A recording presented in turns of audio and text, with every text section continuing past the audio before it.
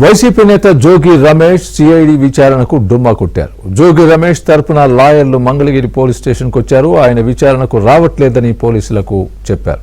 చంద్రబాబు ఇంటిపై దాడి కేసులో ఇవాళ మరోసారి విచారణకు రావాలంటూ జోగి రమేష్ కు సిఐడి అధికారులు నోటీసులు ఇచ్చినప్పటికీ ఆయన డుమ్మా కొట్టారు. ఇదే కేసులో గత శుక్రవారం జోగి రమేష్ ను సిఐడి అధికారులు ప్రశ్నించారు.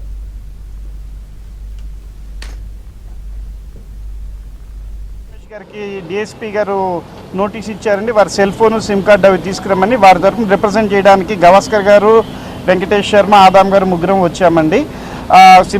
కడియాల Simhachalam versus state of AP ఆంధ్రప్రదేశ్లో జస్టిస్ మాన్వేందర్ రావు గారు ఇచ్చిన సైటేషన్ ప్రకారము సెల్ ఫోను సిమ్ కార్డు ఎక్యూజ్డ్ని మీరు అడగకూడదు అని చెప్పేసి పోలీసులకి ఆ సైటేషన్ను జోగి రమేష్ గారి తరఫున ఇచ్చిన రిప్రజెంటేషన్ లెటరు రెండు ఇవ్వటం కూడా జరిగింది. పోలీసులు వాటిని స్వీకరించారు.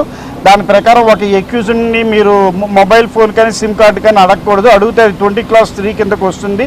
అది article of constitution violation of the article of constitution కిందకు వస్తుందని చెప్పి వారికి తెలియజేయడం జరిగింది. వారు వాటిని రిసీవ్ చేసుకుని దాని మీద decision future course of action ఏమిటో చెప్తానన్నారు.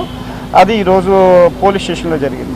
దేనికి సిమ్ కార్డు ఫోన్ అడిగింది? అదే మేము అడిగాం. మేము ఆ చోటికి వెళ్ళలేదు అని మేమేం ఖండించట్లేదు కదా. నిరసన తెలియజేయడానికి వెళ్ళాం, ప్రొటెస్ట్ చేయడానికి వెళ్ళామని చెప్తున్నాం కదండి. అసలు సెల్ ఫోన్ సిమ్ కార్డు మీకు దేనికి, మీ పర్పస్ ఏంటి అసలు అని కూడా అడిగితే పోలీసులు దానికి ఎటువంటి సమాధానము కూడా చెప్పలేదు. What is the purpose of that అని చెప్పి అడిగాం. మేము వెళ్ళలేదని అంటే మీరు ఏదన్నా చెప్పాలి. మేము వెళ్ళాం ఆ ప్లేస్కి నిరసన తెలియజేయడానికి అని చెప్తున్నాం కదా అని కూడా మేము పోలీసు వారికి చెప్పడం జరిగింది.